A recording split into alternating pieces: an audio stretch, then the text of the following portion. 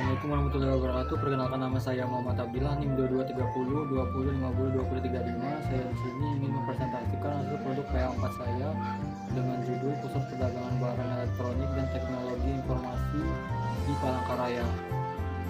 Jadi di sini kami diarahkan untuk merancang pusat perdagangan barang elektronik dan teknologi informasi di Palangkaraya yang dapat menyediakan fasilitas yang lengkap dan modern, tata ruang yang fungsional, dan menciptakan desain yang dapat beradaptasi dengan perkembangan kota. Pusat perdagangan barang elektronik dan teknologi informasi adalah sebuah lokasi atau kompleks yang khusus dirancang untuk mengakomodasi kegiatan perdagangan barang-barang elektronik dan produk teknologi informasi. Fungsi dari pusat elektronik ini yaitu menjadi pusat perdagangan khusus, menyediakan barang produk elektronik, mengumpulkan banyak penjualan di setiap tempat, menyediakan layanan tambahan. Apa saja fasilitas ruang di pusat perdagangan barang elektronik dan teknologi informasi? Di dalam pusat perdagangan barang elektronik teknologi informasi terdapat berbagai fasilitas dan ruang yang dirancang untuk mendukung aktivitas perdagangan serta kenyamanan pengunjung, yaitu ada area penjualan dan display produk, ada area layanan teknis, ada ruang pameran dan demonstrasi, ada tempat area konsultasi dan layanan pelanggan, ada ruang pelatih dan workshop, ada area retail pendukung.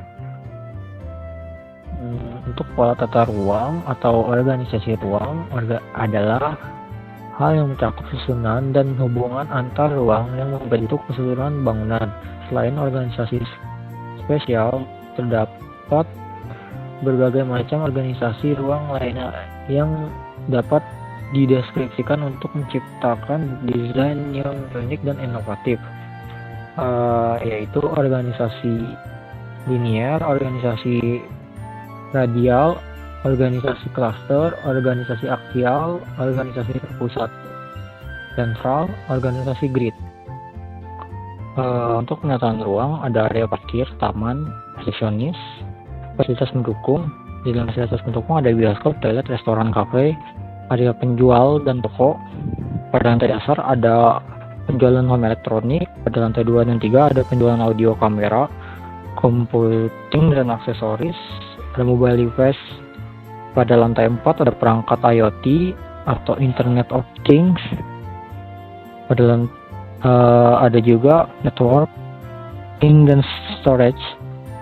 Pada lantai 5 ada after sales. Pada lantai 4 juga ada ruang pameran, showroom, ada ruang pertemuan dan seminar. Pada lantai 6 ada ruang kerja, ruang rapat, dan penyimpanan. Lantai 6 itu untuk khususnya untuk para pengelola.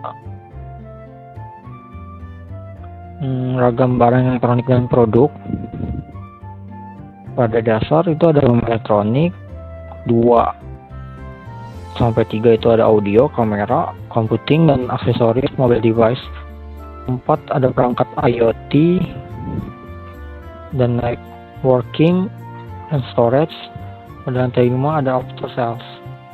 Fasad adalah istilah yang digunakan untuk menggambarkan bagian luar atau tampak depan dari sebuah bangunan. Macam sistem fasad ada curtain wall, LED media fasad, double skin fasad. Studi presiden, saya mengambil bangunan dari Sim-Lim Square yang berada di Singapura. Bangunan ini memiliki 6 lantai dan kategori pada shop Sim-Lim Square ada mobile device, computing dan aksesoris, fotografi, audio dan video, reverse dan custom build computing, gaming gear, ada networking dan storage, ada office supplies. Yang kedua ada studi presiden dari MBK Center berada di Bangkok, Thailand. Bangunan ini memiliki 8 lantai. Untuk kategori shop MBK Center, terdapat fashion accessories, elektronik, food and dining, entertainment, souvenir, dan craft dan fashion. Studi presiden yang ketiga, Yobashi Kamera Multimedia Sedai. Ini berada di Sedai, Prefektur Miyagi, Jepang. Untuk bangunannya memiliki 6 lantai. Untuk kategori shop Yobashi Kamera Multisedai terdapat elektronik dan digital device, fashion, beauty and healthy, food, ada home good, toys and games, books, sport, and outdoor sport. Aktivitas dan kebutuhan ruang. Bisa dilihat di sini ada untuk pelaku, terdapat pengunjung dan pengunjung anak-anak. Untuk retail ada pemilik retail, pegawai retail. Untuk pengelola terdapat petugas kebersihan, security, MEP atau teknis, administrasi.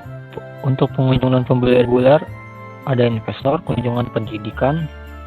Untuk sebelahnya itu sifat dari setiap ruang.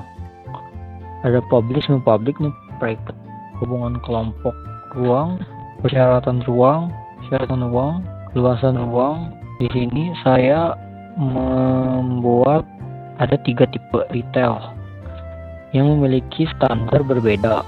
Tipe A 20 meter persegi, tipe B 40 meter persegi, tipe C 64 meter persegi. Luasan ruang, sirkulasi ruang, organisasi ruang, dan existing. Lokasi berada di Jalan Temanggung Tilung. Luas lahan sekitar 15.000 meter persegi. Jenis tanah gambut. Lautan lingkungan, vegetasi, dealer mobil, saluran drainase, Jalan Temanggung Tilung, Jalan Giobos, tiang listrik, billboard, ruko. Analisa sirkulasi, Jalan Giobos dan Jalan Temanggung Tilung adalah jalan padat transportasi karena lokasinya yang strategis. Jalan ini menghubungkan berbagai area penting termasuk kawasan bisnis, perumahan, sekolah, serta fasilitas publik lainnya. Analisa angin di Kalimantan Tengah, pola angin biasanya bervariasi antara angin muson yang membawa hujan dan angin kering. Kecepatan angin dapat bervariasi dari tenang hingga kencang tergantung pada kondisi cuaca dan musim. Analisa matahari, jam-jam tertentu utamanya antara pukul 11 pagi hingga 3 sore sinar matahari berada pada sudut yang tinggi dan intensitasnya paling kuat. Hal ini mempengaruhi pada pencahayaan alami, suhu, dan kenyamanan di dalam dan sekitar bangunan.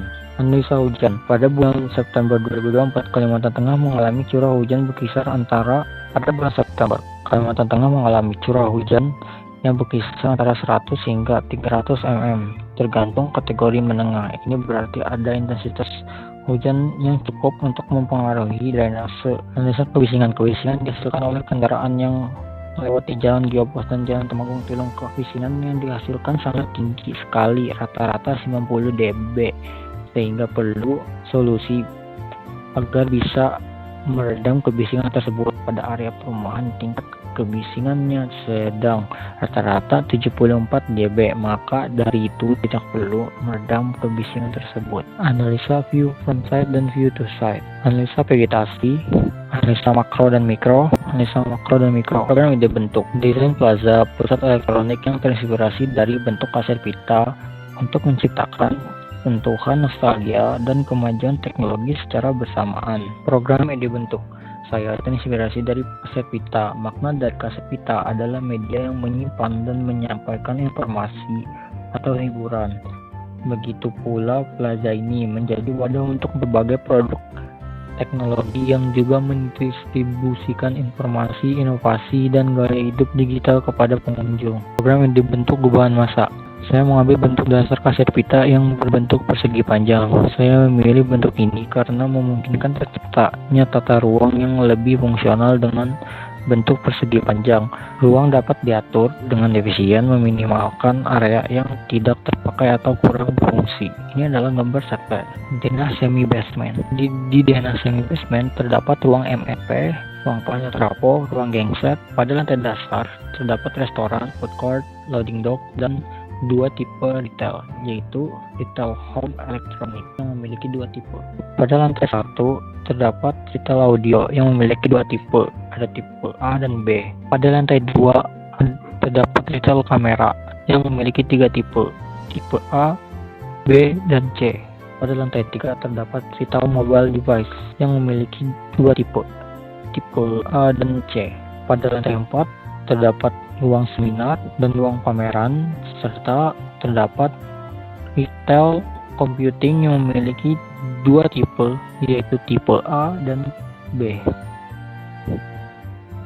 Pada lantai 5 terdapat retail perangkat IoT dan retail after sale yang memiliki dua tipe A dan C. Pada lantai 6 terdapat janitor, ruang kabak operasional, ruang kabak keuangan, ruang sekretaris, ruang kabak kepegawaian, ruang pemimpin, ruang kabak pemasaran, ruang kabak pengelola, ruang CCTV, ruang rapat, bioskop A, bioskop B.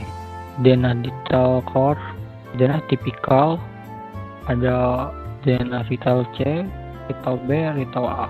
Tampak depan, tampak belakang, tampak kanan, tampak kiri, potongan AA, potongan BB, perspektif interior, dan perspektif eksterior. Ada detail kulit bangunan, struktur isometri, detail struktur, sistem transportasi vertical lift, potongan jaringan listrik dan AC, denah basement jaringan listrik dan AC, denah lantai dasar jaringan listrik dan AC, potongan sistem pemipaan